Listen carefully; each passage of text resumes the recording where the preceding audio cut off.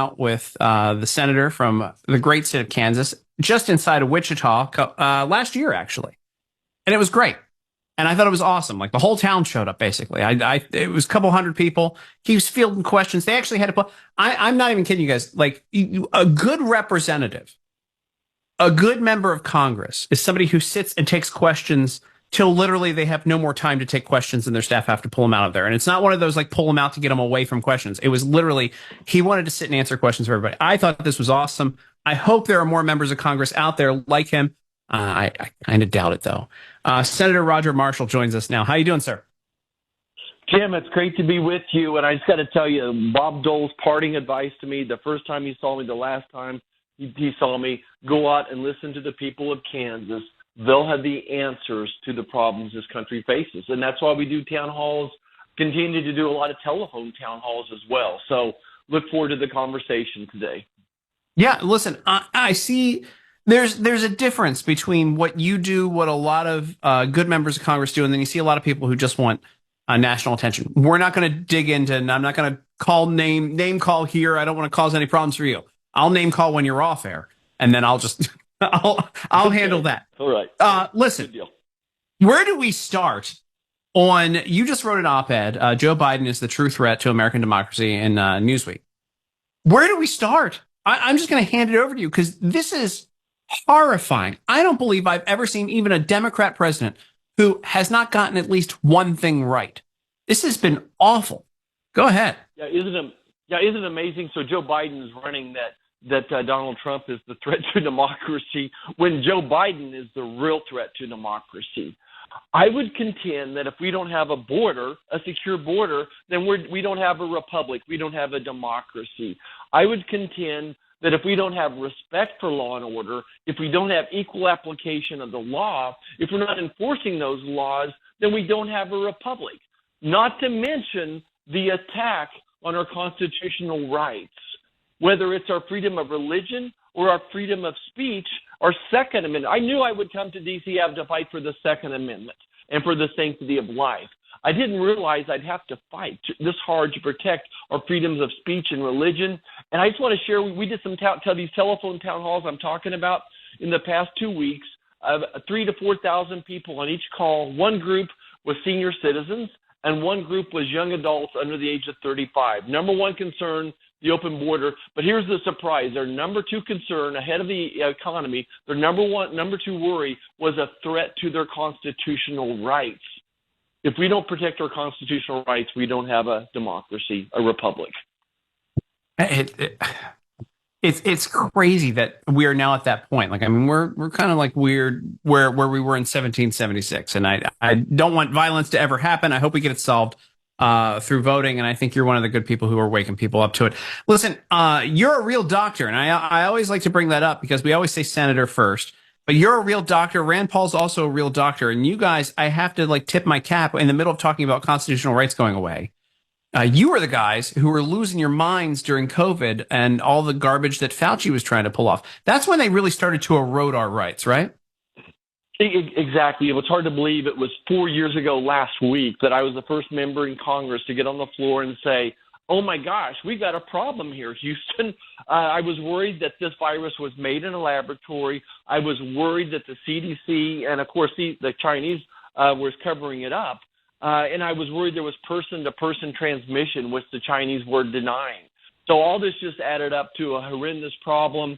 And like I said, here we are 4 years later. We're continuing, we as a nation are continuing to invest in viral gain-of-function research.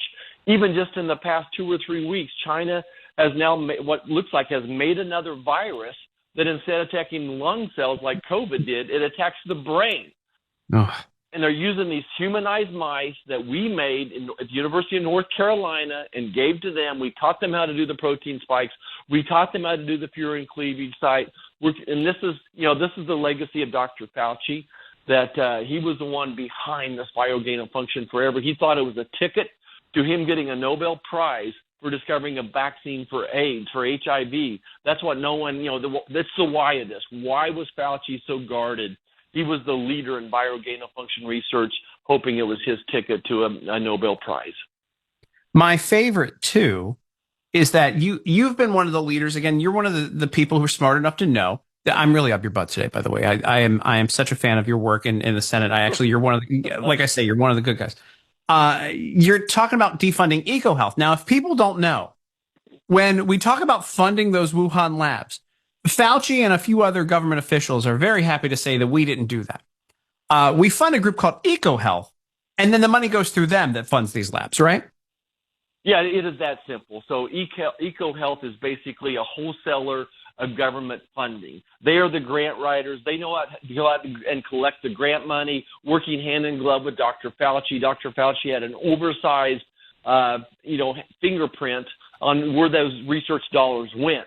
So even not just to EcoHealth, but also to universities who are employing large numbers of Chinese nationals who are stealing our intellectual property, if not giving it to them as well.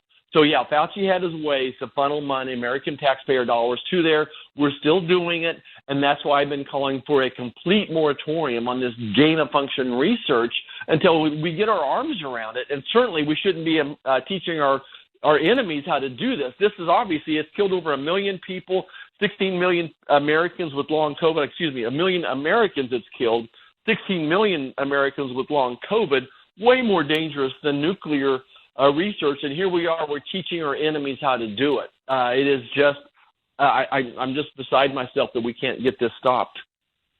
I'm sorry that I always want to talk to you about COVID when I get you on the radio, and we'll get back to some awful immigration stuff that's happening. Hey, what part of the world going to hell do you want to talk about? But I got to say this before we go back to that.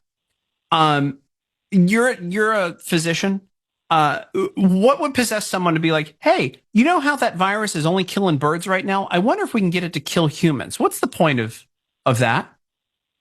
That's an incredible question. So what Dr. Fauci would say is that they thought that they could invent a vaccine to be prepared when Mother Nature leaks something. So the original SARS virus did come from nature. So they're sitting there taking that original SARS virus and they're manipulating it, and they put a protein spike on it that'll bond to human cells. So what they would say is for a vaccine, the development, but really I'm just telling you they're mad scientists. As a biochemistry major myself, I mean, this is incredible technology. It's like a kid in a candy store, but so was nuclear power, right? We understood the incredible opportunities with nuclear. At this point in time, the benefits of viral gain of function research don't outweigh the benefits don't outweigh the risk. It is that simple. So they'll say this is an excuse to develop vaccine from future viruses, but so far they're like 0 for 100. It's just wild. All right, let's go to the other problem. Okay. Let's go to the border here. After that, I mean, I'm laughing because it's so terrible. Like I have a list of things that is just everything going wrong here. When you pass Senator James Lankford in the hallway, do you smile at? Do you guys still talk after he's going forward trying to pass this border deal? How does that work? Oh gosh, so Senator Lankford is a dear friend. He's a godly man. He's trying to do the right thing. I'm telling you, Tim. I know it sounds like you're probably at different sides of this with Senator Lankford, but I think his intentions are good. I think he's trying. I think that we see that this isn't. He certainly sees this the same challenge as you and I do. This is the number one threat to our national security, and we could spend the next hour or two talking about why it is. So he believes with all his heart that if he can dial this down to maybe 80-90% less people, that's his goal, to get this down to, say, 1,000 people per day, which is what President Trump averaged. So he's trying, but I got to tell you, he's got so many arrows in his back right now, he's barely moving right now. So I'm really lifting him up in prayer, to be honest, that he's had the heck beat out of him, but his intentions are good. His goals are right. His goals are the same ones that you and I share, that we want to secure the border. Yeah, I mean, yeah, the deal is here's my, and I guess this would be the quandary if I was a member of Congress right now, and you can of course talk to this. You have millions of illegals in the country now, and Democrats' goal, they've made it very overt, is this pathway, a very quick pathway to citizenship, which means pathway to voting. I'm watching video now of all the, you go to Chicago and the homeless people are saying we need Trump back in office, and you've got illegal immigrants saying thank you, Biden. This is obviously they want to turn this into a voting block. What is the solution here? Are you guys working on something? Like where do we meet here in the middle? Do we meet in the middle? So to your point, I don't like this, and I told James this. I don't like negotiating with people that we don't share the same goals. My goal is to secure the southern border. President Biden's goal is to get as many people across the border as he can, legally, illegally. He doesn't care. So when we don't share the same goals, it's really, really tough. But I think we know exactly what to do. I think we start with policy changes. Look, Trump was able to fix it just as with the current rules. If Joe Biden was serious, he could go secure that border right now with the current rules that we have, but that's not his goal. So we are trying to tighten things down as much as we can, tighten up parole, tighten up asylum, so that not even Joe Biden can break the laws or ignore the laws enough. So that's our goal, is to secure the border, just to literally decrease the number of people crossing that border. What I've been told is Border Patrol can handle maybe 1,000 people per day. Look, we're going to have to build the wall. We're not going to get that done. And again, last point here, make sure that your listeners understand this. You get this. It takes 60 votes on the Senate to do most anything. If we don't do this now, if we don't change the policy now, we will never find enough Democrats to get this across the Senate floor. That even if we had 55 Republican senators, which that's a wish, we'll not find another 5 Democrats to support policy change. But if we can tighten up asylum, tighten up parole, we could perhaps come back with President Trump and a Republican-controlled House and Senate and do something under reconciliation with 50 votes to get the money to build the wall. So it's a long shot right now. Yeah. I don't envy your job. I don't envy any Republican's job in Congress right now. I want to ask you this, and I'll let you go. Senator John Fetterman from Pennsylvania. He's been dropping an occasional, like, conservative thought, like a red pill, the kids call it. You ever think like, hey, maybe we can get this guy over to our side on some stuff, go take him out for coffee and have a chat? Because he really seems to be like, other than, I dress like him. I can't knock his attire, right? I dress like that all the time. I'm wearing a hoodie and shorts right now. But go ahead. So he's had an awakening, right? And, again, I'm the physician. He certainly was struggling. Up until the last 2 or 3 months, struggling with a lot of things with his health. He's woke up. I don't know who he is. Some people have personality changes after a stroke. So I think that we're still I think he's trying to figure out who he is and what he is. So we'll keep our eye on him. Let's see how he votes. Let's see if he'll ever break ranks. These Democrats talk a big talk, but they never break ranks. They're such lemmings that they will follow whatever Chuck Schumer tells them to do. But this guy may be a maverick. Time will tell.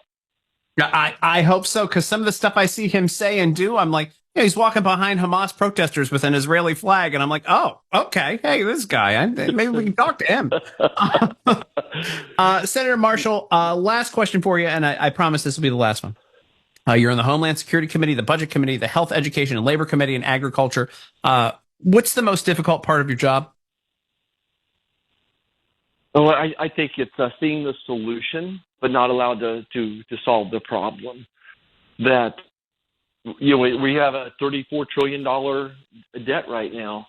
That's the biggest long-term problem facing America. And I'm not allowed to solve it. We know exactly what to do. It won't be easy. It'll be painful, but we know how to solve it. So I think it's that, just seeing the solutions. But without a majority, you're basically like you're playing baseball and you never get to bat. You're always in the field. You never get your turn to set the agenda, to set the priorities. And that's what D.C. doesn't do a very good job of up here. There is a shortage of leadership up here. We need to set a very clear agenda. We need a very simple plan and execute it perfectly. I'll leave it at that. But I was hoping your last question was going to be Chiefs versus San Francisco, and go Chiefs. Now, are they on the Kansas side or on the Missouri side? Where's their stadium at? Oh, don't ask that. Now, darn it, Tim. So technically they're on the Kansas City side, on the Missouri side, but it's a small river that separates it.